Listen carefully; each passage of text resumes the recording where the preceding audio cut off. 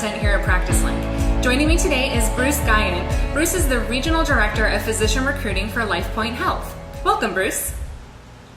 Thank you. Hi, Laura. Hi. So today we're talking about negotiation in the physician job search process. So tell me, what makes negotiations go wrong? Yeah, Laura, I think some of the things that we see are probably very similar or common to what we see throughout business. And in the clinical world, physicians and other providers really aren't really that much different. When it comes down to it, in our experience, it boils down to really understanding one another and in terms of what the expectations are.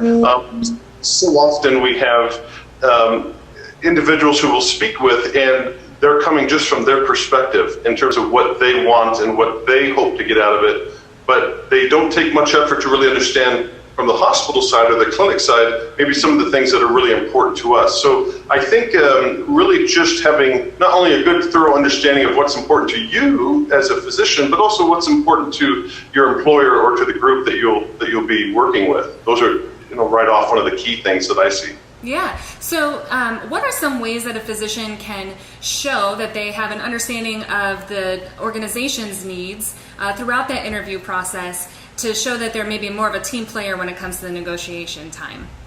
Sure. So I think what we've seen, Laura, in negotiations is oftentimes, there's kind of two different approaches, generally speaking, when it comes to negotiating. And physician agreements and relationships with providers isn't really that much different. We either have those who tend to be a little defensive and have their position and they just have their little items that they want. And then there's kind of the other side, which is a little bit more of a collaborative approach in terms of, hey, let's work together as a team and figure this out. And so tell me about what's important to you and how can I help you get that, and vice versa. So in the spirit of teamwork.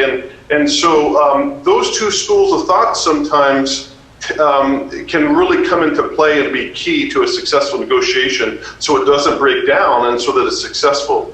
And one of the items that comes about, I think, especially with some of the new residents and the new fellows as they'll get in, and sometimes they forget to be a little bit more collaborative.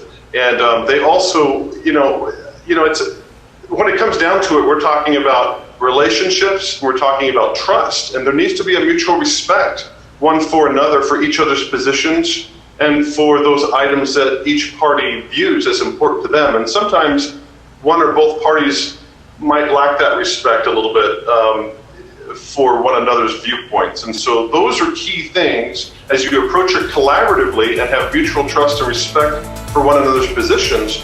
That tends to make it just go much farther and much faster.